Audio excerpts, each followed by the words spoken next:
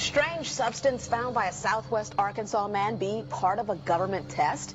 Well, that's the question at the heart of a phenomenon called chemtrails, now getting widespread attention. Well, they say the government is dumping chemicals on us to control or manipulate the weather. And they say the unusual-looking jet trails in the sky are actually chemical-laden chemtrails. People say the government is up there in airplanes spraying all kinds of chemicals to change or manipulate the weather, leaving what you see there, and they call that a chemtrail. So when I look at there and I think are contrails, you're telling me are chemtrails? Yes, but a contrail would be dissipated by now. And it's interesting, Dale and Christina, this is of interest not just in this country, but European countries and frankly all over the world. A lot of folks interested in it. Well, Dave, you mentioned that climatologists and others who study the atmosphere believe that they'd be able to surely spot any kind of signs of an ominous plot. Our journey started in San Diego, California, where thousands of scientists, engineers, policymakers, and journalists gathered for the American Association for the Advancement of Science Conference. One of the topics was the artificial manipulation of the Earth's climate, also called geoengineering. During the meeting, scientists spoke about the plausibility of implementing geoengineering campaigns throughout the world under the guise of preventing global warming. One widely accepted theory was to block the sun by spraying something into the atmosphere. When they were asked about existing aerosol programs, they stated clearly that no such programs have ever been implemented. But strangely, these proposals sounded exactly like what people around the world are claiming is already happening. When I found out that the American Association for the Advancement of Science was going to be held down here and the main body of topics would be on geoengineering, I had to come. I had to be in on this. I had to hear what these top climate change scientists had to say. And that's the other question about chemtrails and whether geoengineering is being deployed right now without our knowledge. I don't have any personal insight into that, other than to say that I've worked in government at pretty high levels in the White House and at state government. I'm personally skeptical of that. But obviously, you never know what you don't know. Chemtrails. On the internet, they are cited as proof of the government creating clouds to combat global warming. They claim the American government, with the secret approval of the national government, is covertly using jet aircraft to spray population centres with aluminium, with barium, and with strontium so as to reduce people's immunity and reduce the global population. I'm always a little bit suspicious because the government doesn't seem that capable to do something on such a large scale. That is not rain, that is not snow. Believe it or not, military aircraft flying through the region is dropping chaff. Small bits of aluminum, sometimes it's made of plastic or even talicized paper products, but it's used as an anti-radar issue, and obviously they're up there practicing. Now, they won't confirm that, but I was in the Marine Corps for many years, and I'll tell you right now, that's what it is. What happens here, military jets, some come out of Key West Air Force Base, and they move off into the atmosphere, and they drop mylar strips. Some could be a little wider, some are small glass fibers that are coated in aluminum, and what the Air Force does is they take their military jets and they dump these out of the aircraft, they fall into the atmosphere, and some take as much to a day to fall down. This is inevitably military or something going on. The government, the Air Force, you see this kind of a pattern like this, you can rest assured there's something going on. They're actually little bitty magnetic and little bitty strips of, whether it's aluminum. Well, it's a nuisance to you and I to determine what's real and what's not, but it looks like it is a life-saving operation there from the military. The apparent motive behind this conspiracy theory is one world government. Order, I cannot hear. Mr. Speaker, I want to assure the House that both my ministry and my colleague, the Minister of Health, who have received correspondence on this issue, that this conspiracy theory does not have an iota of truth, and that the trails observed from aircraft simply come from jet engines. Question number 9. Order. And I think what an appalling example it is of the new Foreign Affairs spokesperson for the Labour Party that she's spreading conspiracy theories about the United States government. I think the House has heard sufficient. It is called geoengineering, fighting global warming by putting a chemical dust in the atmosphere and reflecting harmful radiation back into space. We take geoengineering to mean deliberate, large-scale intervention in the Earth's system. There are a variety of schemes that have been discussed for geoengineering. A classic example is injecting reflecting particles into Earth orbit. Nevertheless, there might be some good reasons to think about alumina. It turns out, first of all, there's been a lot of work on the environmental consequences of alumina in the stratosphere.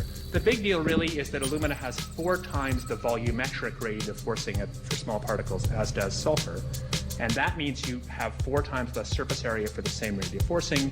And this is a much bigger deal. You have roughly 16 times less the coagulation rate, and that's the thing that really drives removal. So you could get away, we think, with much smaller mass fluxes. So that's why we see things like in the use aircraft patent from '89, they talk about aluminum. And that's why we're seeing in the surface water samples aluminum. And here's David Keith saying that aluminum has 4 times the reflective volume surface area. So they'd like us to think that we're talking about sulfur, but here they slipped up and let it out that aluminum is 4 times better to achieving their ends, and it sounds like it's kind of the one they don't want us to know the effects of. The little picture is from a nanofabrication study, which shows you can make very high quality, and do this in just a jet in a very simple way, make high quality alumina particles just by spraying aluminum vapor out, which oxidizes. So it's certainly in principle possible to do that. There's a big literature that's already looked at that. And you could do that by either building new versions of these aircraft or even re-engineering existing aircraft. So there's some ideas of that. So you go to an engineering firm and you want this done. They don't say this is hard or unusual. They say, okay, yes, we could do it. Aerosol geoengineering looks like it is so cheap that the cost is basically not going to be an issue. That means that implementation decisions will be risk-to-risk decisions. The risk of doing it against the risk of not doing it. And it makes the problem of how we govern it fundamentally harder and different and novel. So I've told you that it's cheap to deliver materials to the stratosphere, and I'm convinced that's true. I don't think that will change. But I think the more we do research, the less easy this will look, the more complicated the environmental effects will look. And that's a good thing, because right now it looks too easy. So I think that if we do more research, we're likely to find out that it's harder and more complicated than we thought, and that the side effects are harder to manage, and that's a healthy outcome that will make it easier to do the management. Of course, the opposite reaction is possible. It's an empirical question, how people will actually react to knowledge about this. Another reaction is to say, if these crazy scientists are so concerned about putting CO2 in the atmosphere, they want to think about these things, then that might actually mean we should be more serious about the risks of CO2 in the atmosphere. And by the way, it's not really a moral hazard, it's more like free riding on our grandkids. And by the way, it's not really a moral hazard, it's more like free riding on our grandkids. Numerous air quality studies, including from CARB, California Air Quality Resource Board, have named submicron-sized particulates as being particularly harmful for human respiration. Through all the discussions today, I have not heard any mention of this fallout, and has this been studied, and also the effects of a highly reactive metal like aluminum on toxifying soils and waters? The question is, what would be the effects of these materials on human health if they came down into the stratosphere, in particular small particles and aluminum? So the collaborators of mine working on the aerosol scheme are actually folks from Carnegie Mellon who've focused on human health impacts. And while we haven't published it, that was the very first thing we did, was do the order of magnitude calculation in level pencil and paper, but with an expert on human health impacts about whether there could be an issue. And for aluminum or other particles, there are a lot of toxicological things that need to get looked at seriously. But if you're just thinking about the sheer number of particles and the human health impact of small particles, the answer is, well, we haven't published it. That was the first thing we looked at with some of the leading experts who do epidemiological research on human health impacts, and it's not even close to being an issue. To clarify, so 10 megatons of aluminum dumped into the atmosphere would have no human health impact. So let me be more careful here. To separate out the toxicological, so the alumina we've only begun to research and published nothing. The alumina we've only begun to research and published nothing.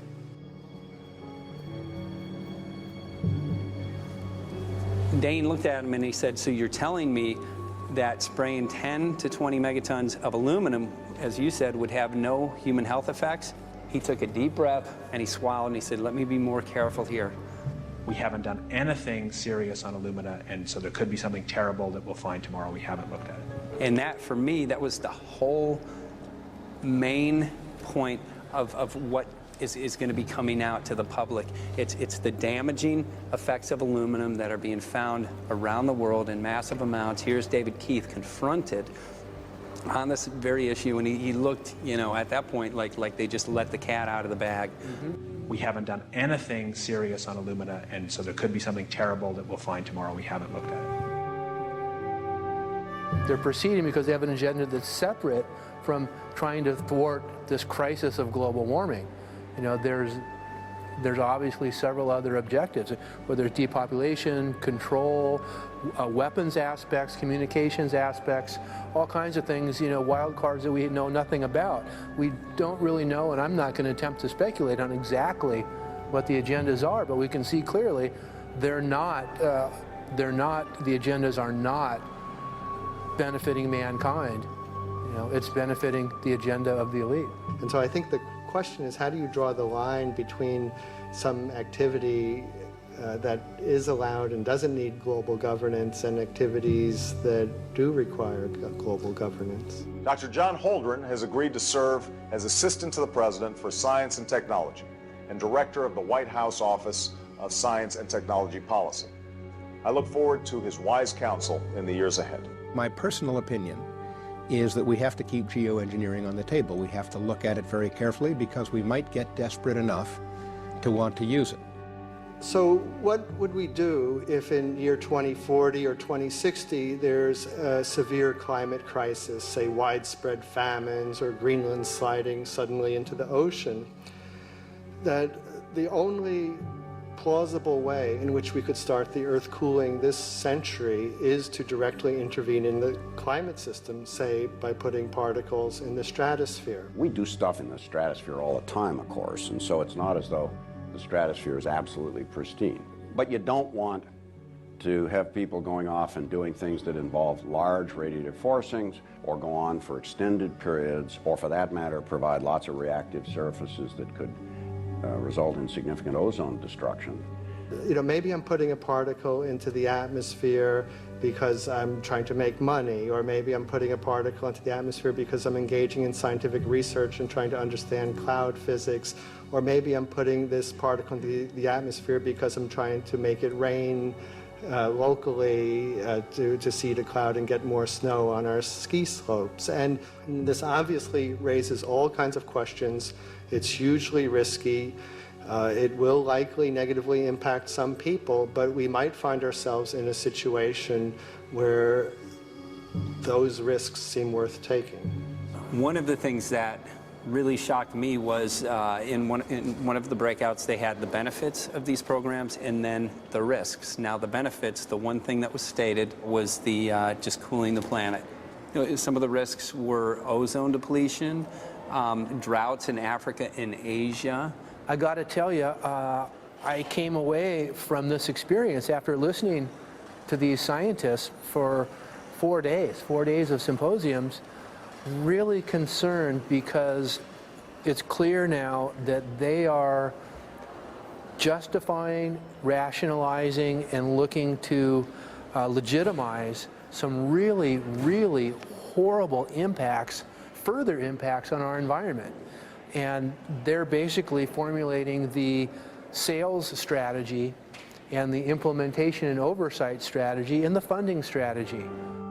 After San Diego, I was shocked by the programs that had been proposed. I decided to write about it. That night when I finished, I sent the article to an online publication with my email address attached. When I woke up the next morning, my inbox was flooded with responses from around the world. Why? Because I had just broken the story on aluminum in geoengineering models, which I had no clue at the time that very few people knew about.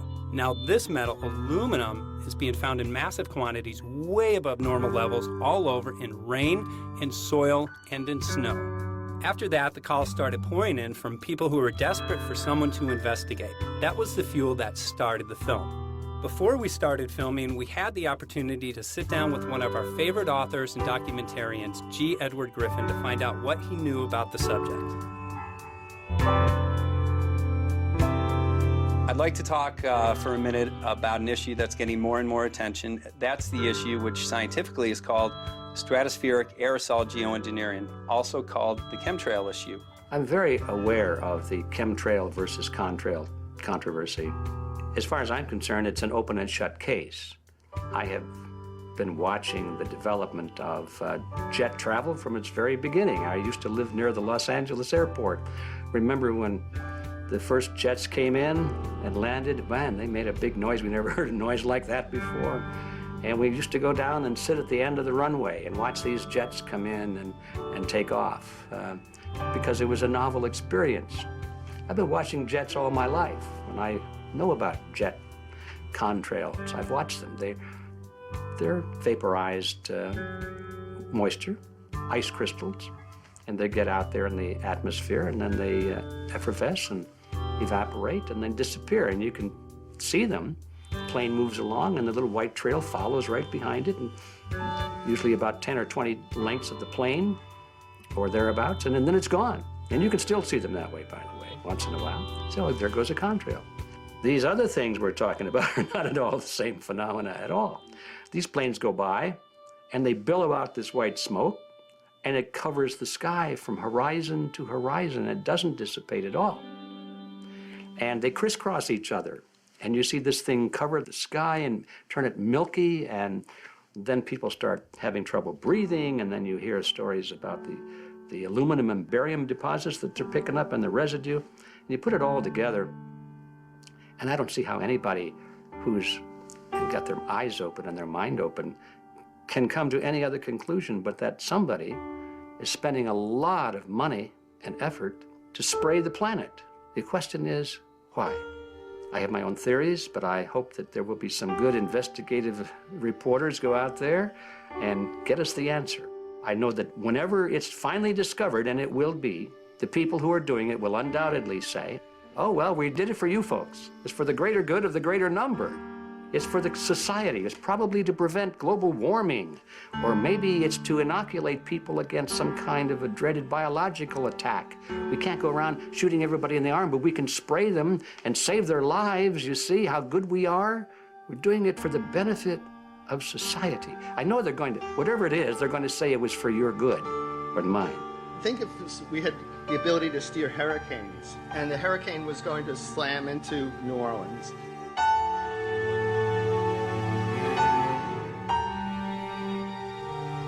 And let's say you could steer it so it would hit Mississippi instead, where for 100, that means I would be willing to more or less kill 18 Mississippians to save 1,800 New Orleanians. And if you do that knowingly, are you murdering those 100 people? And there's all kinds of equity issues there. Now, also, we might be wrong about our steering, and if we didn't do the research right, maybe our steering would intensify Katrina and even kill more people in New Orleans. And so this question of how do you develop the confidence to know that your intervention will reduce overall damage, and then how do you deal with the understanding that you might be damaging some people who wouldn't have been damaged before while saving people overall? The spraying appears to be mostly in NATO countries. I've seen it here in the United States, I've seen it in England, I've seen it in Scotland, I've seen it in Canada, and I've had reports from people who live in France. There's a grouping, there's a political grouping here of some sort. It's international in scope. It's not just an American phenomenon, it's international. And anybody that wants to investigate that, I think, has to take that fact into consideration. They're going to find a political grouping and a political motive here. But in my humble opinion, it's not in your good or mine at all. I don't know what it is, but we'll soon find out.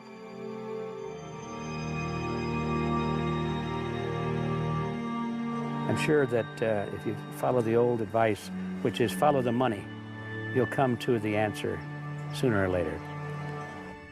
Soon we realized that we all shared the same need to get this information out there, to share with the public, to let people know what is being done.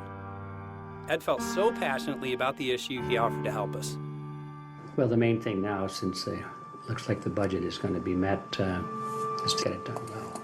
We don't come off the tree knowing any answers at all.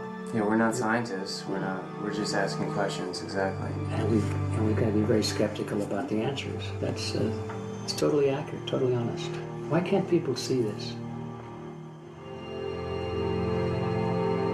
They're not hearing it. They don't know that the facts are not being presented to them. We're very lucky, you know that? Look at this opportunity that's been dumped on us. I know. Opportunity. Well, this is going to... Yes. It really is. This is going to be a battle, I know that. Challenge and a battle, but I mean, why are we here if it's not for that? We're going to go to a short break with DJ Foxy. Can't go to get him all tomorrow, so it's going to be you for the moment. I'll call him again. So. Sounds good. I saw the sky crisscross with chemtrails, and I can't remember if it was in LA or if I was on the road, but I had looked up one day, and I thought, look at that. That's not the flight path, man. That was a grid, a regular grid over the city, and I couldn't believe my eyes. Milky white clouds. And, you know, it all seems very obvious, and now the evidence of what we have on the ground with the aluminum, the barium, strontium, and with what we see in the patents and what the geoengineers say are going to happen, I mean, for the everyday Joe, this is a slam dunk. This is a very delicate moment for the powers that be, because they're taking a covered-up operation like the tropospheric aerosol program, or chemtrails, Project Icarus, whatever. It's had many names over the years. And they're making it overt into a geoengineering scientific shield to deflect sunlight, because global warming's out of hand. So at this very moment, the belly of the beast is right above us with no armor. Whether people believe in chemtrails or not, the geoengineering should be scary enough. And when people learn about geoengineering, chemtrails will then become apparent, because they're the same. So you're talking about a global conspiracy here. Geoengineers propose doing this on a global level. Off to Redding, California. Guess this is the second step after the AAAS meeting. We'll see what we find.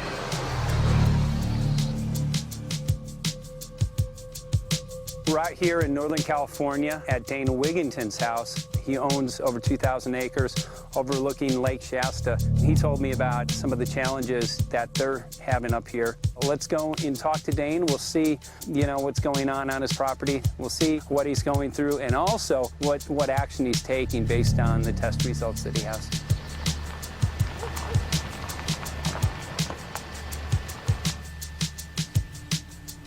As you know, I have a background in the energy fields. I worked in the first solar plants in the continental U.S. in the early 80s. My home was on the cover of the world's largest renewable energy magazine, so this is my background. My goal has been to alert the public there is a mountain of toxic material falling on us, period. Before about 5 years ago, our skies were typically blue, and now you see it's covered with lines and haze, and virtually nothing you see on the horizon, nothing you see in the sky above us is a natural cloud. I mean, it is virtually all the remnants of these aircraft lines that you see fanning out, spreading into clouds, artificial clouds, but the sky is a very dirty look to it. There's not the white cloud blue sky that we had only a few years ago, but it looks like some sort of massive industrial activity or forest fires burning over there, and we see that typically every night. You see even down to ground level, the clarity drops off significantly, and we don't see that except for the days when we have these long, lingering trails that spread and cover the whole sky, and on certain days you can see these trails actually dropping vertically like a veil. We assume the particulates are descending, and we have the test to prove that we are being inundated with levels of aluminum and particulates that are literally tens of thousands of times what would already be considered high. So we're not talking about exposure to a slight percentage higher of these toxic materials. We're talking about quantities, for example, off the side of Mount Shasta. If you can pan back, that's a landmark in Northern California, considered to be a pristine water source. Aluminum or snow sample off the side of Mount Shasta tested 61,000 parts per billion. This is just ordinary snow water, and people are drinking this stuff when they're hiking on the mountain. And remember, government action is required at 1,000. This is 61 times over the government limit, and our hikers are drinking this poisonous water on Mount Shasta Mountain itself. Barium, 83. Strontium, 383. So this summer, the people climbing are drinking poison. Basically. I certainly wouldn't want to drink 61,000 micrograms per liter of aluminum. And again, we've already seen in 5 years soil pHs in this area that have escalated 10 to 12 times, and we can prove that conclusively. Well, this is not speculation.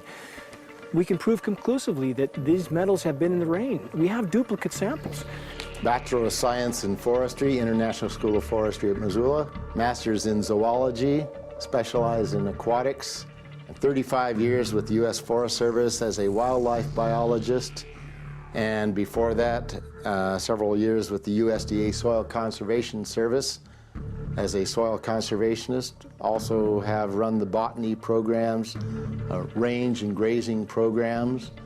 And I continue that today. Right now I do a lot of master gardener consultation work. When I started this garden back in about 2005 or so, the pH here was 5.5, 5.6. This is the old soil survey of the county. You can look at the page right here. This is my soil right here. It's a Dietz 125, 126 here at my house. And here, the soil reaction pH should be between 4.5 and 6.0.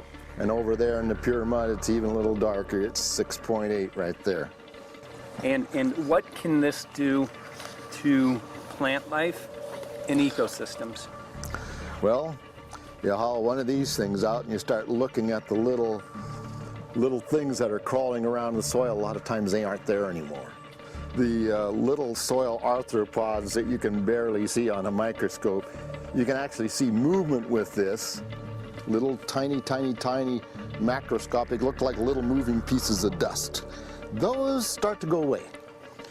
They're not gone entirely, but they start to go away. This is black oak acorns. You know, this is pieces of cedar wood. You know, come on, folks. This should be very acid, and I'm getting 10 times higher than expected. And there's something really wrong here. But you can see all those reports, lots of them. Have over 20 reports here. Well, at least 20. I'd say it'd be closer to 30. All revealing dangerous amounts of aluminum and barium. You know, the science is there that something funny is happening. And the naysayers say, well, so what? Isn't neutral good? Well, no, neutral's not good. Neutral is not good. If your soil is supposed to be 5.6, it should stay 5.6 if you want the forest to be healthy. And if you want to grow a good garden, you have to keep your pH around 6.0, 6.5. I think that we just need to wake up and just look at what's happening, because we can't just ignore it, because it's going to get worse and worse if we just keep ignoring it and pushing it away like, oh, that's nothing. There was mason jars, and they were brand new, sterilized, and that's what we catch the rain in. And then there was a HEPA filter that we tested the air with. Okay, so you caught rain and then you basically filtered air. What did you find? Aluminum and barium. Here's another test that's revealing 375,000 parts per million aluminum, barium at 3,090, and strontium at 345. Yeah, that's from a lined pond. With EPDM fish-safe pond liner. There is no chemicals, manufacturing materials at all in that pond liner that's available to the aquatic life. It's designed for that purpose. The well that feeds this pond has been tested and retested. ND, no detectable aluminum, 0. The only other place this pond can receive water is rainfall. We are located on a filtered, forested hilltop, miles and miles and miles away from any industry, highway, and so forth. After several heavy spray days, there was a film that we received formed on the surface of the water, and we tested that crust, and it was aluminum and barium, that after a year and a half's accumulation had 375,000 parts per billion of aluminum in it. It's literally toxic.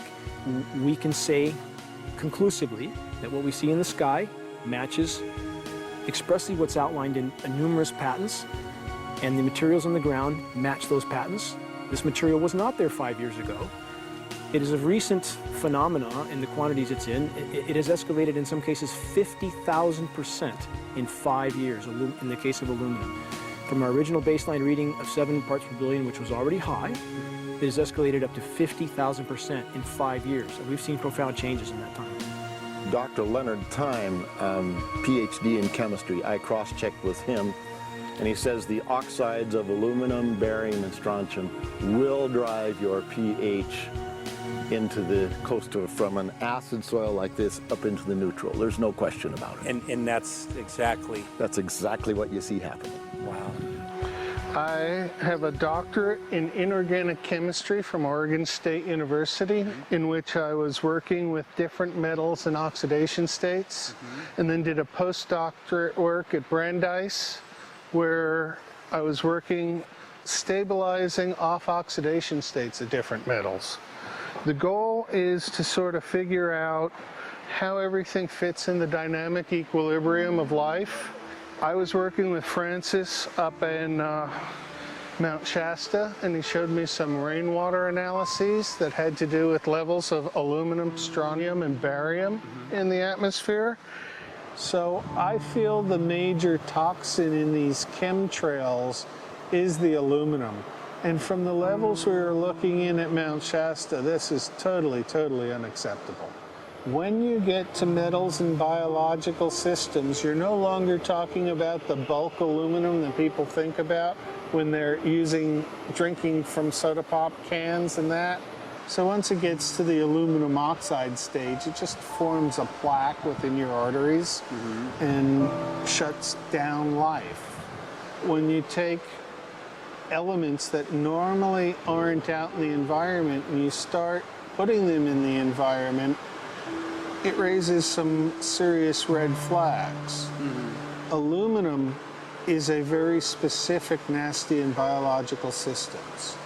It takes that site and it never lets go, and it shuts down the site, and that's it.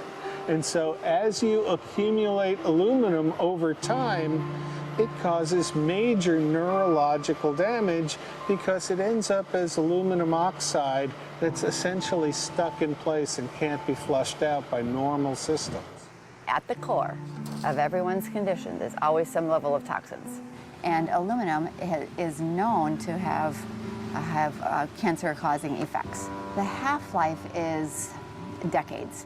I think that we should be working on taking more of these toxins out of our environment instead of adding more toxins in. It's very concerning that if we add more toxins to our environment, that will be increasing the rates and risks of cancers. Even one patient is not worth it.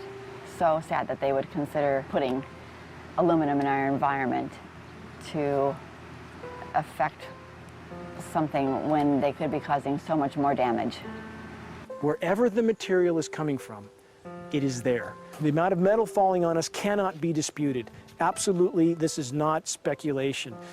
The amount of metal in the last 4 years, as I said, have increased to a degree of thousands of times, and California Air Quality Resources Board has studied the aerosols from China. These metals are not amongst them. Mike, the reason I've chosen to focus so primarily on this issue is I feel all other issues are secondary. What could be a greater priority than not being able to walk out your door and take in a breath of air without sucking up heavy metals? If our land base is being poisoned, if our waters are being toxified, what will we have left to work with? Whatever we choose to focus our time and energy on, whatever our political beliefs, that this is a common ground for all of us. We must have air that we can breathe that's not full of toxic chemicals and metals. We must have water that's not completely laden with whatever is being emitted from these aircraft. And if people stopped to consider that the atmosphere is as thin as a layer of paint on a basketball, it is an extremely thin layer that allows life to exist on this planet, to simply treat it as a physics lab and experiment with it until it is broken beyond repair is folly of unbelievable proportion. And if people understood that this sort of experimentation not only is going on, but has been going on for a very, very long time. Going back 50 years, there's been countless climate manipulation, weather modification programs that the vast majority of the public is completely unaware of. And if they think that this is not true, that certainly that somehow they would have known if it was occurring, I would ask them to look at things like Agent Orange and the things that governments do because they can, because there's no one to stop them, because they have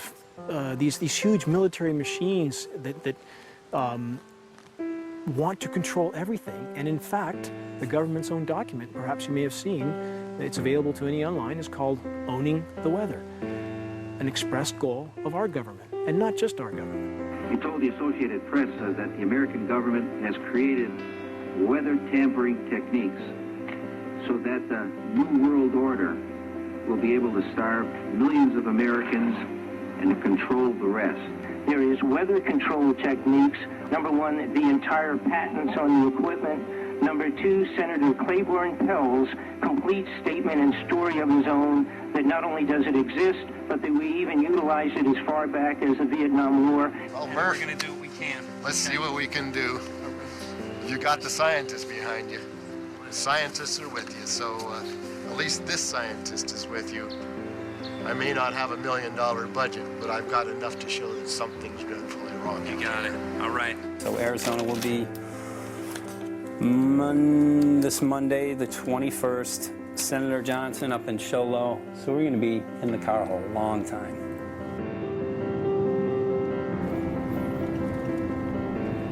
Well, it is such a pleasure. This is to such meet a place back here, I'm Yeah, telling this you, is Michael. But you know what? is great. We love it.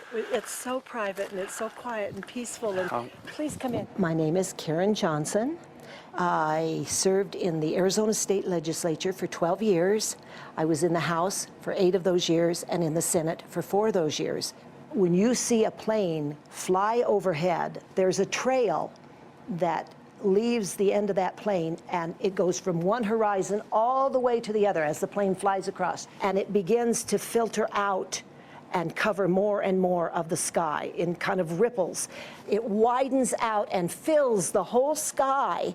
I mean, how could anybody think that that was the case? And then to live and to be underneath that and know that whatever is in that is falling down upon you and upon your animals and upon the earth. And I mean, it's frightening to me. And if people don't start really waking up and facing the fact that we've got people that are doing terrible things to us, and we had better wake up and fight back now. I mean, I'm the mom of 11 kids. I've got 35 grandkids. I mean, I've got a stake in this. I care about what is going to be left for my children. I care about it, and I'm extremely worried about what is going to be left to them.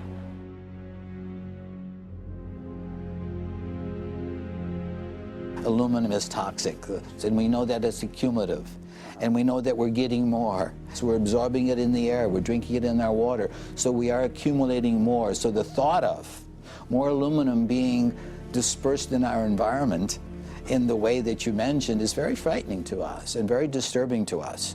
Those of us who have done any research on this are really quite concerned that we are ill-informed about this issue, and mostly that it's being done.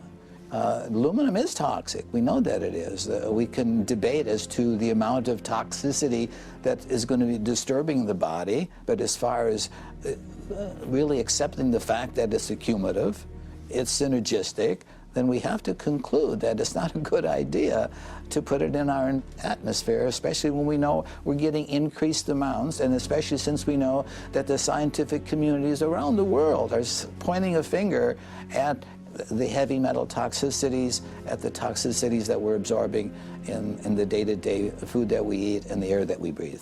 The concern is off the charts about why is this happening? Why is this being allowed to be sprayed continually all over the United States, all over the world? Who is paying for this? I mean, the incidence of Alzheimer's has just skyrocketed, which evidently has to do with an accumulation of aluminum in the brain cells. I mean, I think almost every family has been touched by a member as they get older having Alzheimer's. And it's a horrible disease. And to say that, well, this just came because people drank soda pop out of aluminum cans, you know, when my father passed away with Alzheimer's and he didn't ever drink soda pop, you know, that explanation doesn't ring true with me. And so I'm wondering, how much did this chemtrail spraying back in the Illinois area affect him? Aluminum and fine metal is an accelerant. A friend who's a firefighter up in Pine, Arizona for 20 or 30 years says that the wildfires now that they're fighting are way beyond anything they've seen before in intensity. And when you look at the air samples and you see the fine particles of aluminum, which is very flammable, and magnesium settling on the trees, this is causing unprecedented savage wildfire. But if you look at this, you can see these are parts per million. They sent this to me, and I just found this to be extremely interesting because we should have like 2 parts per million of aluminum in our air. And this is saying that there's 39,000 parts of aluminum. That's astronomical. Barium is high. I mean, these are way off the charts of what people should be breathing or what's coming down on them. And, you know, if people wonder why their health is deteriorating, why they're having to go to emergency rooms, why they can't breathe, you know, why they're getting Alzheimer's, this has been planned. We have elites, I don't know what you want to call them, one-worlders, Illuminati, whatever you want to call them. But with these people that don't care about the average person.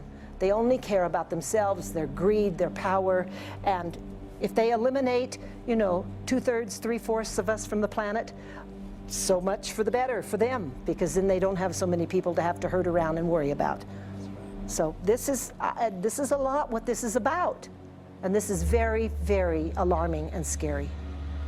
I mean, where is this stuff coming from? And why? Why is this kind of stuff being put out there? You know, I've heard different explanations about, oh, we need to cool the planet, all this and that. But if people are up there trying to cool the planet, why do they need all this kind of stuff in it? The explanations just never have really rang very true. And as I'm setting up the equipment, she looked at me and she said, all these trees here are dying. And I said, what? She says, all these trees in here are dying. So I thought, well, I'm going to test for aluminum, because that's one of the key things in the programs that we're talking about, and titanium. And I took some of this bark sample and tested it, and it came back positive with aluminum and titanium. Then I started traveling around California, noticing the same thing. In Lake Tahoe, there was a lot of the same type of bark, all through Sacramento area and Davis. Just about everywhere I went, I was noticing this silver white bark. What I think's happening is these chemicals are getting down and destroying the roots. And then as they come up, they're going out into the bark. Those 2 right there are the ones that are just, it just hurts so bad to see these 2, because look how old and big they are. We probably lost 40 trees right here on our 10 acres. Every week, every other weekend, we'd see another tree that was beginning to die. And I mean, it's just so sad, we just cry. And to think that that might have something to do with it, along with their other explanations, would really, really frost me. Every time you lose a tree, you know, it's not good, it's just sad. And there's another one over here in this little group of trees here. Don't you feel better when you stand up and fight than if you crawl down in a little hole and go to sleep? You know, I mean, my gosh, people, your families are out there, children are out there, your grandchildren. I mean, you've got to do something to help.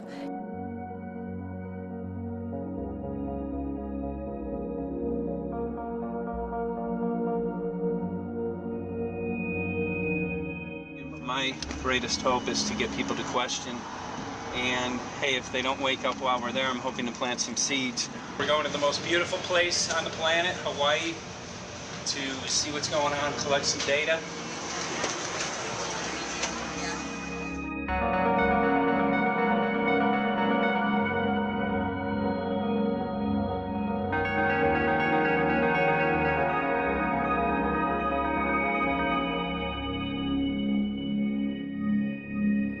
Thank you for having fun with us. Hope you enjoyed the trip.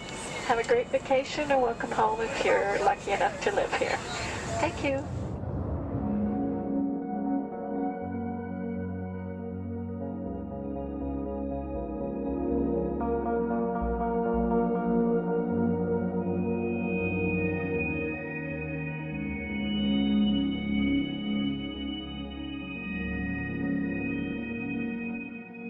The whole valley's off the grid, so it's either solar, wind, or generators.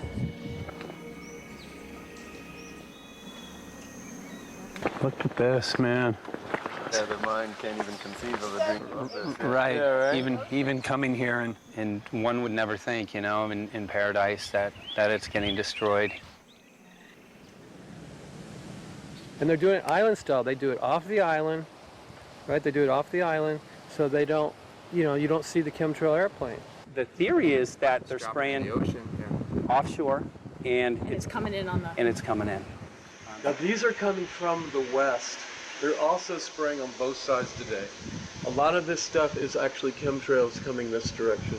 There's material that's blocking. We should be able to see to the horizon, you know, where the Earth curves, because we're high enough and we have the ocean, right? So we should be able to see. We should be able to see the Big Island. It's only 30 miles away.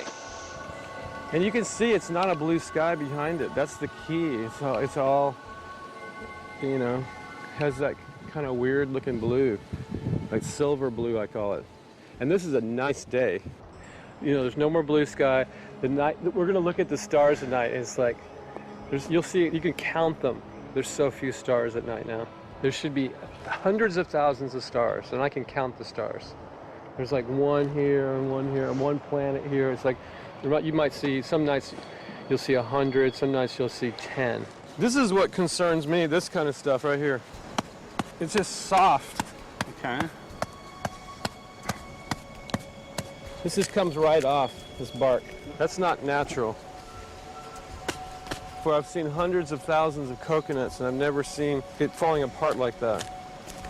Look at this, you guys. I've never seen anything like this. I used to trim trees all the time in the Big Island. I've never seen anything like that. That's why I'm concerned. Not an easy task that you have here on the island.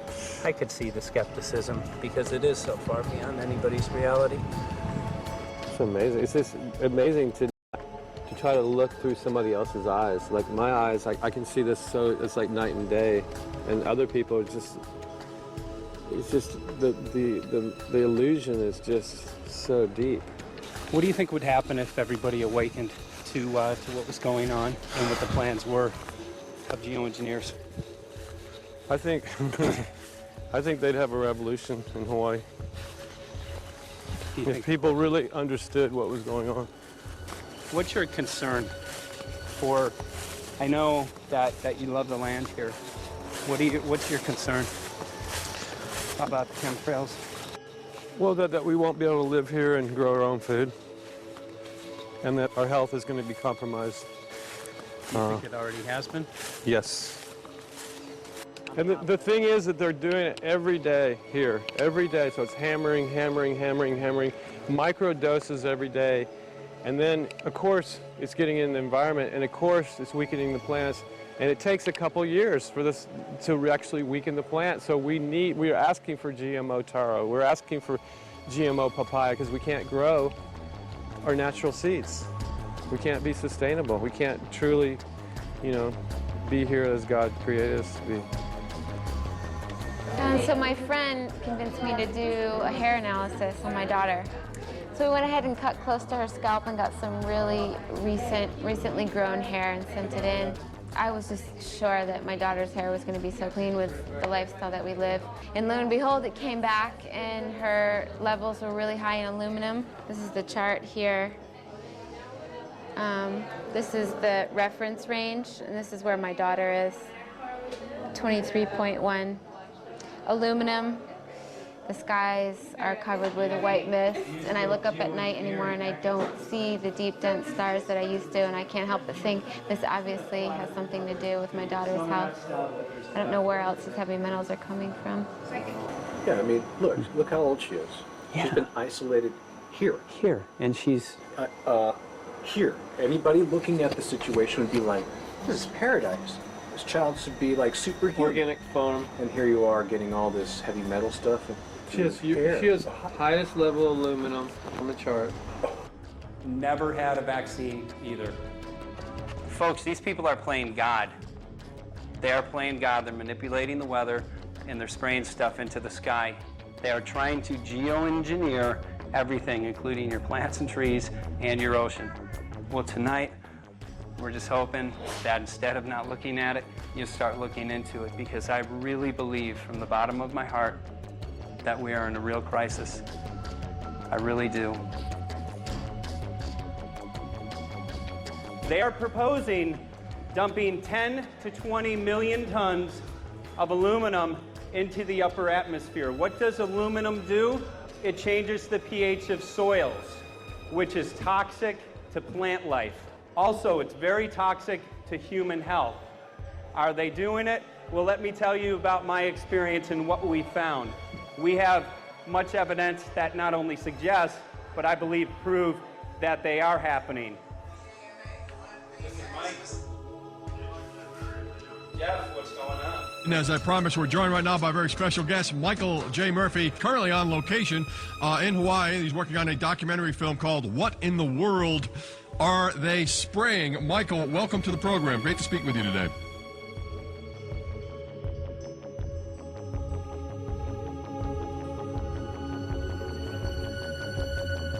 I had a friend who recently, he's always looking at things from a different perspective. He's a bit of a conspiracy theorist, you know, and he says that whenever the president comes to LA, there's no spraying that week.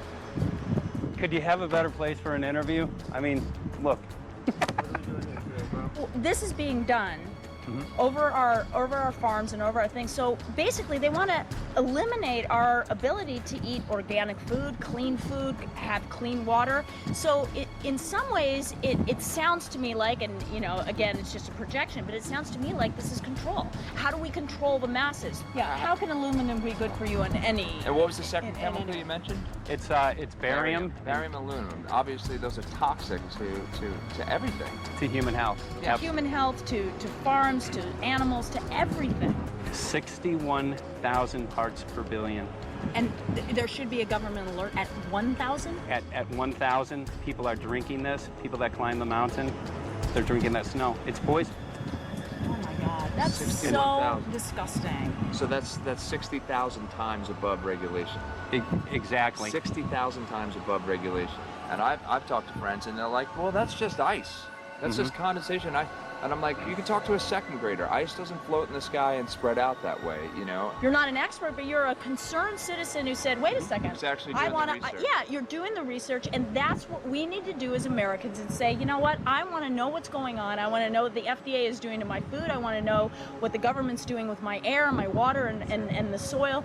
And, you know, it's just great what you're doing. And I just, my kudos to you for bringing light to this subject. Put all of the theories aside, just what geoengineers are proposing and what's being found is scary enough. So we can just address that. And I encourage more people to just step up and ask questions and do what he's doing. So thank you, Michael, very, very much. Aerosol spraying aluminum affects everywhere, and we have a beautiful tropical climate which I believe might be in jeopardy. So we wanted to not only come and bring the message of what people were finding around the world, but encourage people to test for the aluminum, strontium, barium. Essentially, I think it was an effective trip. I saw a lot of people here in Hawaii, in Maui, awake and not only curious, but willing to look into this deeper, and that's my only hope. This is one of the boldest moves, I think, from Ed Griffin yet. This is the taboo topic that nobody's supposed to talk about, and that is aerosol spraying. Now, we've got tons of documented proof of errant aerosol spraying. It just blows my mind that the whole essence of humanity has always been to look up into the sky and ask why. Though there are no limitations, there's endless space, an endless universe. Now, in the 21st century, we're not allowed to do that. Anyone who looks up and sees the giant grids and the X's in the sky that weren't part of our existence until just a decade or two ago is somehow called a kook. And the people that are the best and biggest proponents for the revolution and for liberty, they don't want you to talk about it because you could discredit them. It seems to be an industry that's being built up to milk the taxpayers by undergoing some kind of a giant global spraying program to make all kinds of money on the project. And they don't seem to care really what effect it has. They're not trying to experiment to see if humans can survive it or anything like that. They just want to get this stuff up. And then we discover, as we're going further down the line, that there are companies generating genetically modified organisms, seeds, modified seed crops they're being engineered to resist the aluminum in the soil. And a lot of crops won't grow in that. And so now, after they've messed up the soil, all the farmers were going to have to go back and buy seeds that have been genetically engineered to resist the aluminum that have been put into the soil. And all of a sudden, mankind is completely dependent upon these companies like Monsanto and other giant agricultural firms. You can't even grow natural seeds anymore. And we're looking at that. It's a shocking thing. I hope we don't find that that's true.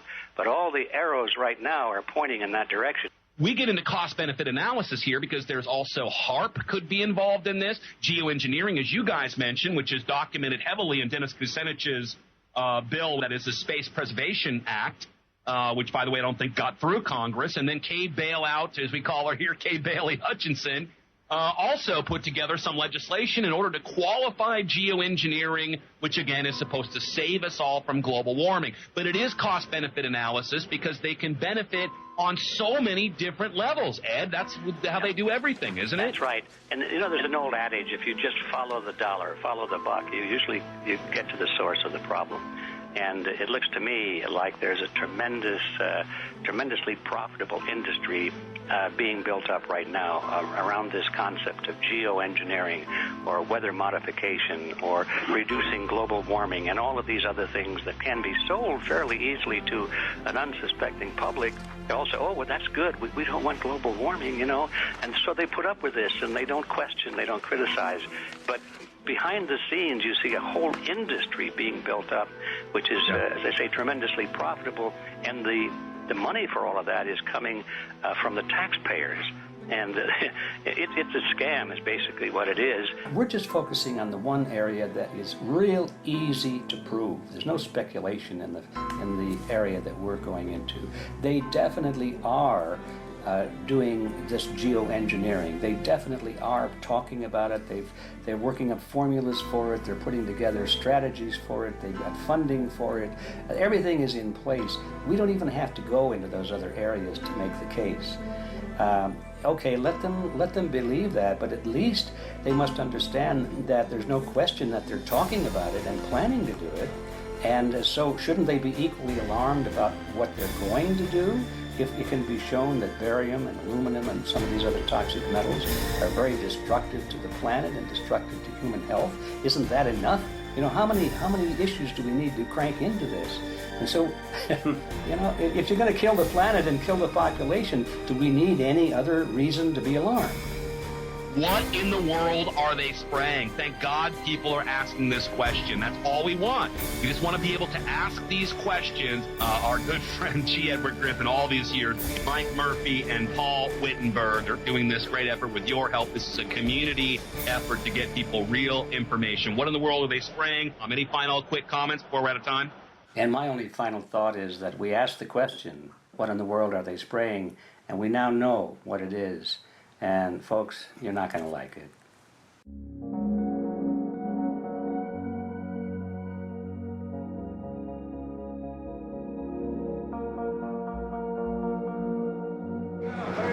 Hey!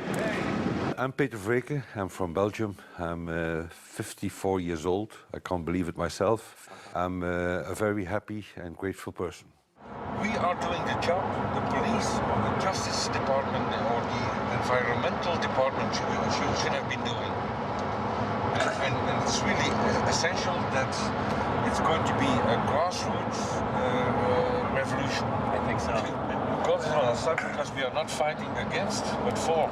Yes, we're fighting for. I was in the council for about 25 years and also a period as the mayor. So from that moment on, 10 years ago, everything started to change. I start to get a picture of what is really going on. And it became crystal clear to me that we, humankind, have been manipulated and dominated and exploited for centuries. So, and this chemtrail phenomenon made me angry because I was so helpless. You can decide what food you're going to eat, whether you're going to smoke, what water you're going to drink, what kind of life you're going to lead, but not with this phenomenon. Then you are just a victim. It's only a game. And there have to be good guys, and there have to be bad guys. And luckily, we are in the position to be able to play the role of the good guy who has the chance and the opportunity to overcome. 3 days that we shared with them, my heart just dropped because it was such a beautiful way to live and such a peaceful way to live. I left thinking, what's this going to be like in 10 years? Is everything going to be killed off on their property?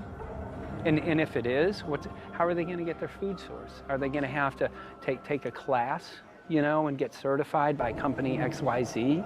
And what are the requirements for that? And that really is the end of freedom. I'm concerned about that. I definitely, I really am. Yeah. I learned to say everything is now as it has to be now. And everything is going to be okay. It's going to be all right. It's going to be okay. Yes.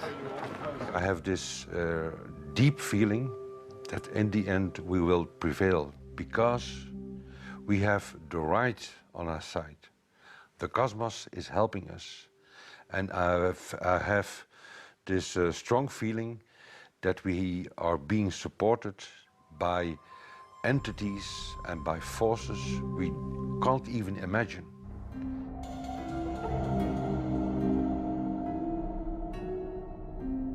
Here for the first time we have this scientific proof that we are being spread. We are being spread, and it's incredible and it's hard to believe, but we are being spread. I think at this moment to stop is not an option. Once you know it and once you have a tool like this and an opportunity like this, that the issue of chemtrails or persistent jet contrails or whatever name you use for it, that this phenomenon is recognized as being real, publicly debated on. In the context of geoengineering, I think it's high noon to bring this to the public. This is what the sky is supposed to look like. These are old paintings. We forgot this, I'm afraid. In the years that I have been a medical research journalist, I have looked at many, many things, and I found the same three issues in whatever I'm looking at. And that is that we are being dumbed down, we are being made sicker, and we are being made infertile. Citizens gathered from around the world in Belgium for the first International Chemtrail Symposium. The event attracted leading professionals, politicians, and activists who discussed the health, environmental, and social implications of these programs. Today it's only going to be about facts, documents, figures, patents, licenses, everything that brings us to the truth. We have no other weapon against this vast complex than exposing and bringing their dark works in the light of the truth. We have the hope that by our efforts, more and more people will become aware of the fact that we are deceived by our leaders. So today, we, as a family, join forces with the people who publicly made known to the world that chemtrails are not a conspiracy theory, but a conspiracy fact. From the Technische Universiteit Delft in the Netherlands. Ladies and gentlemen, please welcome Koen Vermeeren.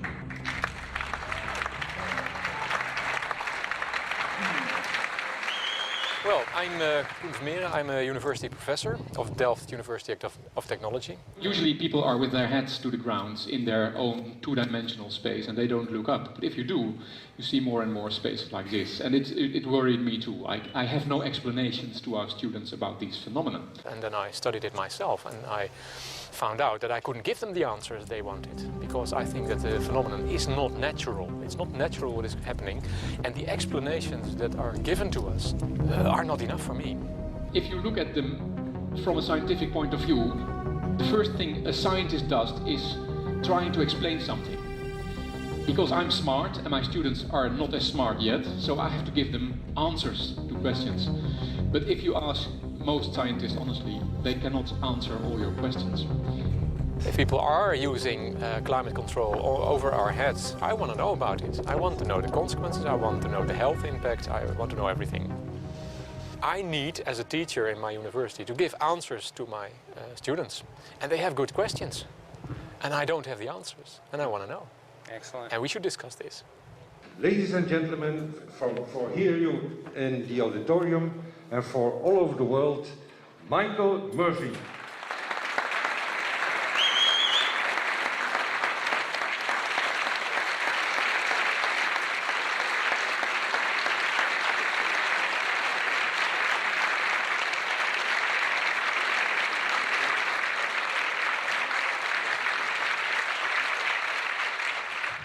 Well, thank you very much. It's definitely an honor to be here in Belgium. The people who are in power control everything. They control the markets, they control us, now they're even controlling the weather. And they can use that for warfare applications. The one thing that they cannot control is what God had originally made, and that's natural organic seeds. This is called the Hegelian dialect. It's called problem, reaction, solution. The problem here is massive amounts of aluminum, things starting to die. The solution is company X that says, hey man, you're not getting yields on your crop. Everything's dying. But I got the solution, I got a seed that will grow in this environment. The only problem is now you have to start buying from me. We're a little concerned that maybe part of this agenda could be to kill off anything that's natural and organic and re-engineer it with aluminum-resistant GMO seeds. Many may know we just got back from a week of filming in Hawaii, and it was an incredible trip. A big concern for the people there is they're beginning to see softening of the coconut trees.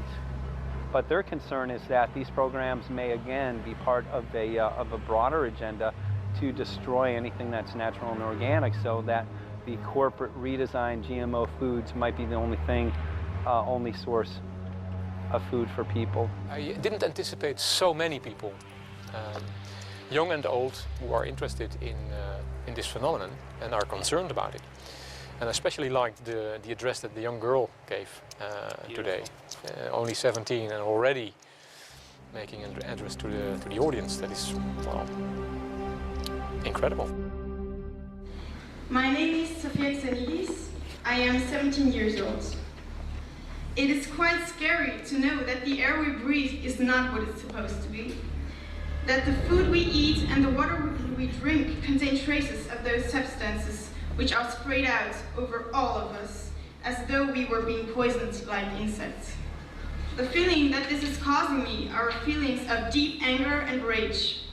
I don't want to be poisoned, I don't want to be infected with cancer, and I'm just so angry that this global poisoning can be going on such a massive scale, and not enough is being done to stop this crime.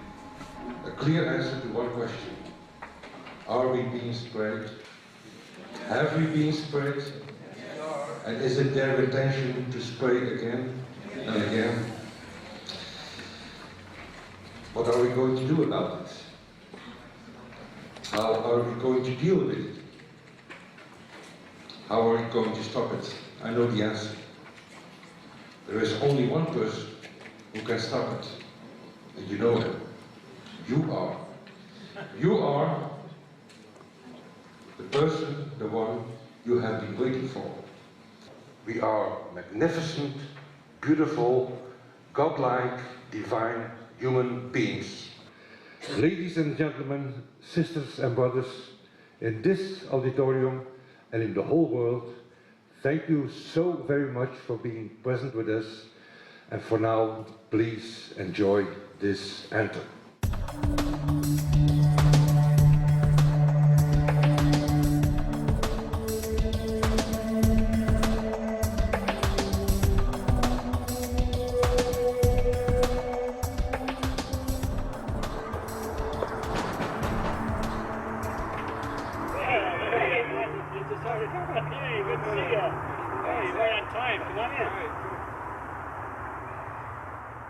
So, anyway, I'm glad that the weather's been good for you fellas so far. Just think if we were doing this in the wintertime, you might, if you're going to Washington, D.C., you might run into snow. Thank God we're not. That's right. You know, it's interesting because of the different weather modification programs. There's something like, I think, right around 32 in the continental U.S. alone going on. So the theory is that geoengineering is in part weather modification. You know, Mike, that's a very good point. There are so many subsets connected with this issue of geoengineering. People are writing to us all the time with information about the connection to global warming, the connection to weather modification. Some people think there's a connection with Morgellons disease. Others think it's kind of a means of transmitting electromagnetic impulses from the HAARP antenna system up in Alaska and Siberia. Put your head spinning, and each area, I think, is worthy of investigation, but we have so little time. I think it's wise for us to stay focused on just the aerospraying and the toxic effect of these chemicals and the destruction of the planet and the damage to human health. What more do you need than that to convince people that we have to put a stop to it? So to stay focused, I think, is our mission on this one.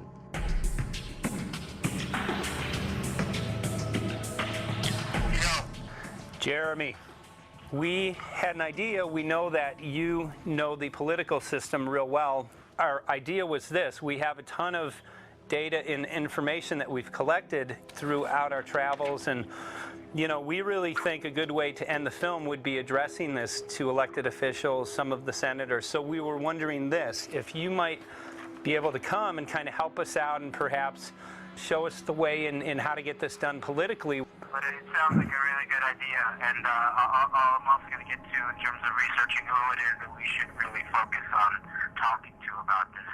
At the very least, if we could make it impossible for them to claim that they don't know at this point, we can strip away their plausible deniability that they haven't heard of the data that points to geoengineering stratospheric aerosol operation already going on. At the very least, it should be very interesting to go to district of criminality and put some people on alert. Yeah, you have a lot of enemies in Washington. That's where all the power comes together and the money, you know. So there are people there, I'm sure, that just don't want us to do this job. But I'm glad you're going, and you'll find out.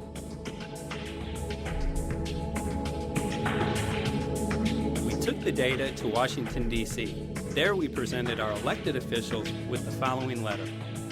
According to the 5th article of the Bill of Rights amending the Constitution for the United States of America, no person shall be deprived of life, liberty, or property without due process of law. But the daily spraying is depriving all persons living within the United States of life, health, liberty, and integrity of our common and private property without due process of law. As a representative of the people of the United States of America, we insist that you do everything in your power to protect us and immediately put a stop to geoengineering spraying at once. There exists no justification, legal or otherwise, to poison the planet and its inhabitants.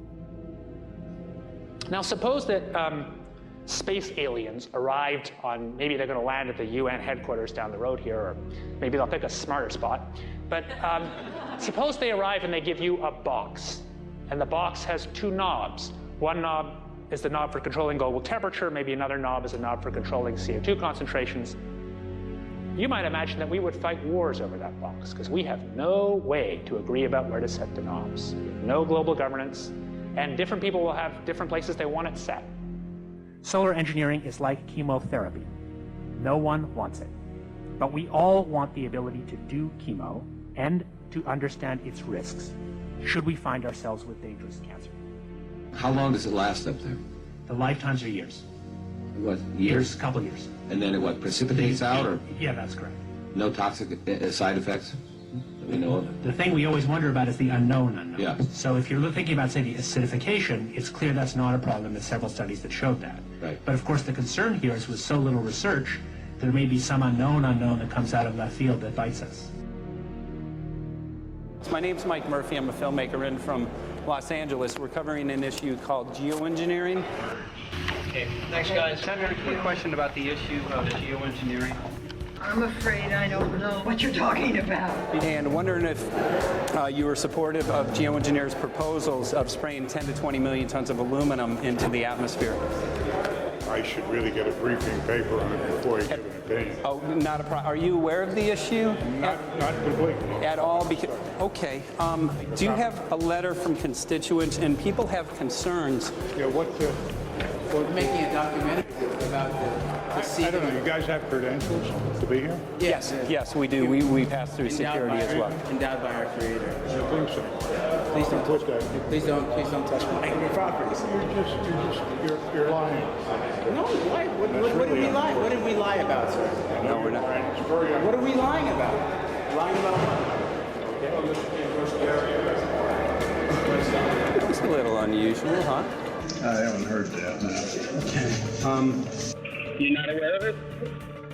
And it appears that these programs have already been deployed. You know, I haven't looked at that proposal, and so, you know, why don't you let me review it? I can do that. Are you aware of? Actually, I'm going to go. Yeah. Let me go ahead and get that. I will take a look at this, and I will act accordingly. General, this program, this openly covert program of the aerosol spraying, stratospheric aerosol spraying, geoengineering, using tons of aluminum, spraying it up in the sky. I have no idea what you're talking about. Okay. Commonly called chemtrail survey. When you were the head of NEMA, did you see the aerosol trails? Mike Murphy, filmmaker in Los Angeles. Hi, sir. And we're covering an issue called geoengineering, and wanted to know if you're supportive of geoengineers' proposals.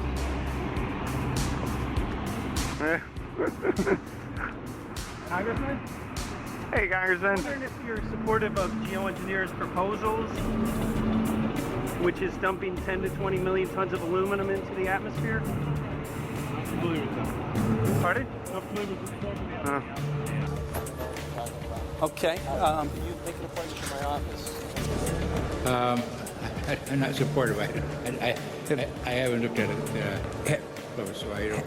Have you heard of the issue? Because it's becoming mainstream in public, and there are actually congressional committees which are being formed to talk about these programs. Mm-hmm. Yeah. Well, I think when we drop anything into the atmosphere, we should know prior to the effect of that, right? Yes. And if we don't have the knowledge as to what the effect will be, we shouldn't do it. I think there are 4 different options for thinking about deployment of geoengineering. The first one would be we just ban it. I would argue that one does not want to get too firm a restriction in place on small-scale studies early on because it'll tie the science hands.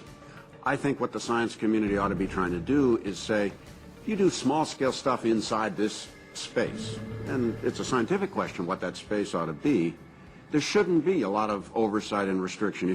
Congressman? Excuse me.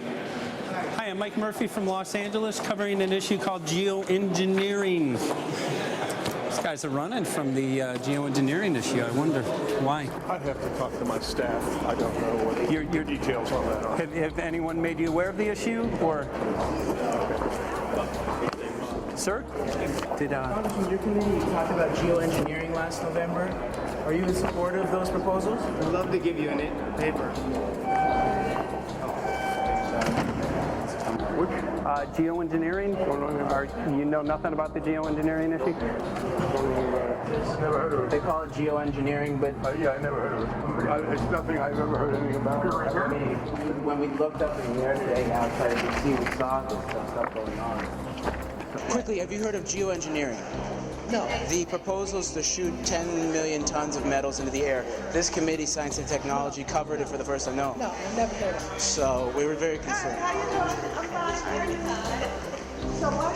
We spoke with Congresswoman Watson's office, and her press secretary, Ms. White, was familiar with Representative Kucinich's Space Preservation Act, which mentioned chemtrails and the weaponization of the atmosphere in space, and then it was pressured to be taken off the bill.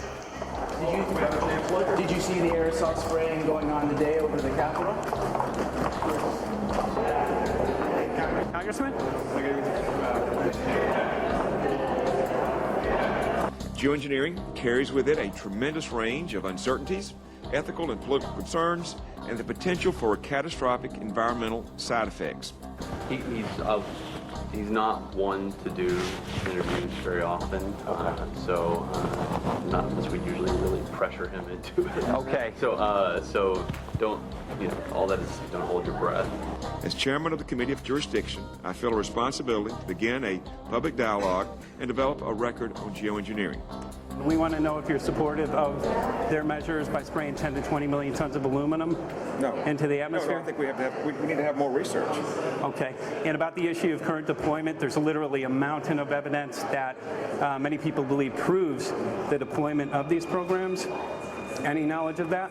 No, there's certainly not a mountain of evidence, but I do support research into geoengineering, and I also support looking into the international governance of that. Okay. I hope anybody that has studied it knows, at least I think, that it's a radical proposal, and I hope we don't have to use it, but there may come that point in time where we do. Now, if we could provide you with the evidence that suggests that these programs are and have been ongoing, would you be willing to address this publicly? We've had about 3 or 4 hearings on it. We have addressed them publicly. Well, not about the proposals, but about the current deployment of these programs. Citizens. I don't support the current deployment. I think we need to have more research, and they have consequences that go beyond one nation. And so I think that there needs to be governance to that. Governance is not simply an issue of deployment, but governance before deployment in terms particularly of large-scale scientific fieldwork. I concede that on this subject and in general, it's not popular to talk about global rules. And when these people started talking about the need for UN Security Council oversight, a supranational environmental security enforcement with a strong mandate by the UN, it really is clear that they're looking for a global power behind the manipulation of the environment. But I do think it needs to be sort of an international kind of treaty that does tie and bind all nations into a common fate. It is a common fate. And unfortunately, it's not just big governments that could do this. It is small governments. It is billionaires probably could figure, I'm going to save the world all by myself, and I won't bother to mention it. How do we decide when there's a planetary emergency? Whose hand is on the thermostat? How do we decide when to start it? There's no way to do that right now. And what if we do start doing it, and then by some problem with the technology or with the will, we can no longer do it? In a year or two, the aerosols will come out of the atmosphere and temperatures will shoot up at a rate much faster than it's going up now. And it's that rate of change that's hard for us to adapt to. So once we start it, we'll be sort of locked into doing it for a long, long time. And so that, and with basically no end in sight. Boeing would pursue this to make a profit, right? I mean, the financial motivation to do this. Let's see. So let me not speak for Boeing. Is that allowed? Okay. Yeah, well, it is what it is. No, but someday, if the U.S. is going to decide to do this stuff, they're going to look to a company who can do it, and you want to be positioned. Boeing would rather be get it than Lockheed Martin. So certainly we have an industrial base that helps the country take on technologies and large-scale challenges like national defense. And we do that both for a profit motive as well as, I think, as a national service. So I think it would be truly disastrous if, you know, we discovered a few years from now that there was a black program that some government had stood up to sort of learn on the quiet how to do this. It's pretty clear you can cool the planet, but you will not and cannot bring it back to exactly the same climate state you started with.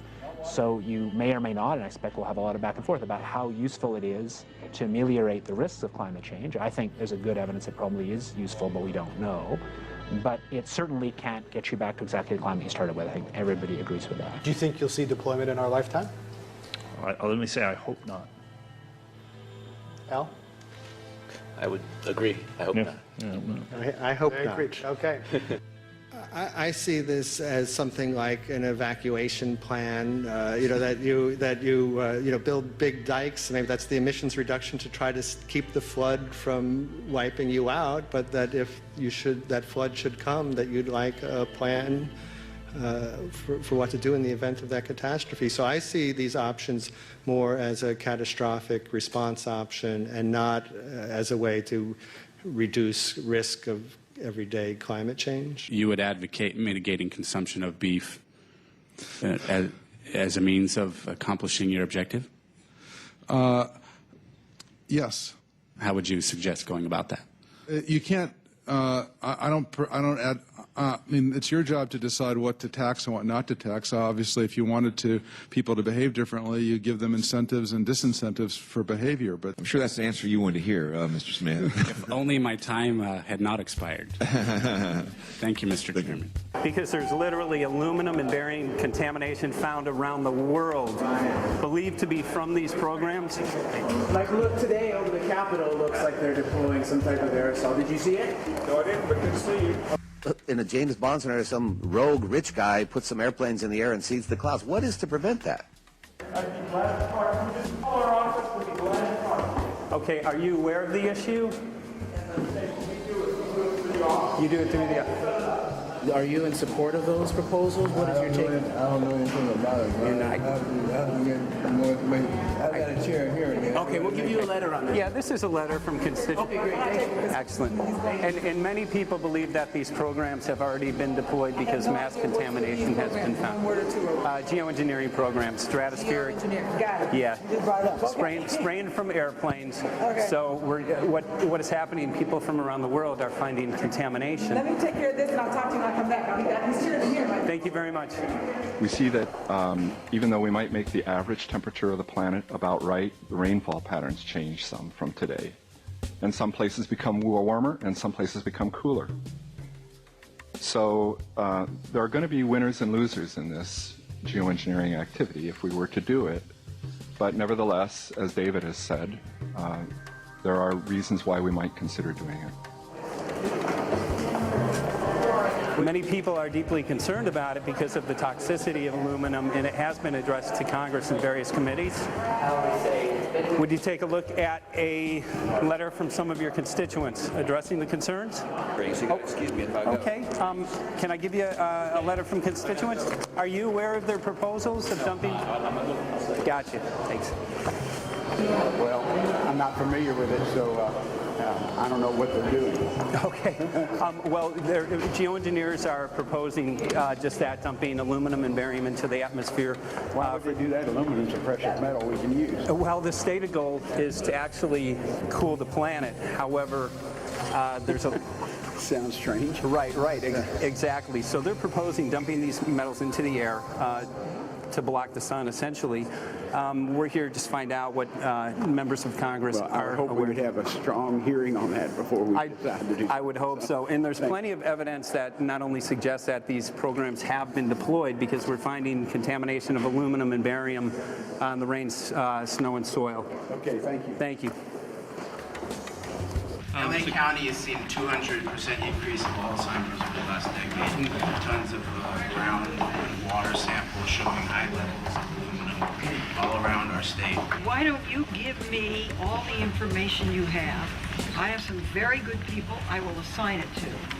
And if you get it to Mr. Lavelle, we will He's get got it my to card the and right- send me an email and Yeah. we'll Sounds take a look great. at it. We'll be in touch. We are Okay. investigating this, and there's literally a mountain of evidence that suggests that these Okay, programs are move doing that it. mountain over to us. You Let got us it. take a look at it. And look up, Thank keep you. looking up into the sky and you'll see some of it too. Oh, okay. You will. You can All see right. the aerosols being sprayed out of airplanes quite a bit.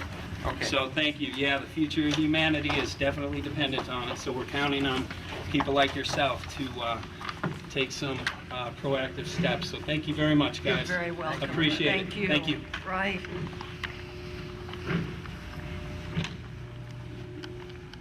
A lot of Congress was running down the hallways to avoid answering any questions, looking for doors in the hallways. So apparently the war is against all of us, and we're all in a hostage crisis. People who took an oath to uphold and defend the Constitution are not only know this is happening, are participating in this. And all of us have a duty to stand up and speak out about it. Why is the water being contaminated? Why is the soil being contaminated? Why are aluminum-related diseases going up? And it's affecting all of us, and thus we all have the duty to stand up and speak out and get educated and stop this. For our own sake, for our children's sake, it is a crucial moment in history right now.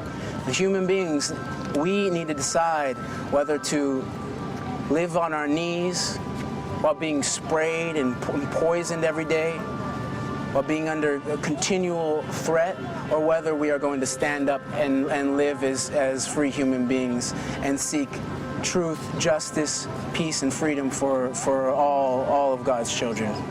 So as you can see, we're ending our film here in Washington, D.C. We've made many public officials aware of this. Most of them either denied any knowledge of this or they simply were unwilling to address the situation with us. So as you can see right behind the White House, we do have aerosols behind us. The spraying has continued. What is the solution? Is the solution here in Washington, D.C.? Clearly, this is one of the solutions, but the solution is not only here, the solution is within you. This issue affects all of us so deeply. So you need to look inside. Please get active, get involved, start spreading the word with growing awareness. About 90% of the population, we believe, is unaware of this issue, which means 90% of the people who normally might do something if they knew are not doing anything because they are unaware. So please look into your heart, use whatever skill you have to get the word out. The future of humanity is dependent upon it.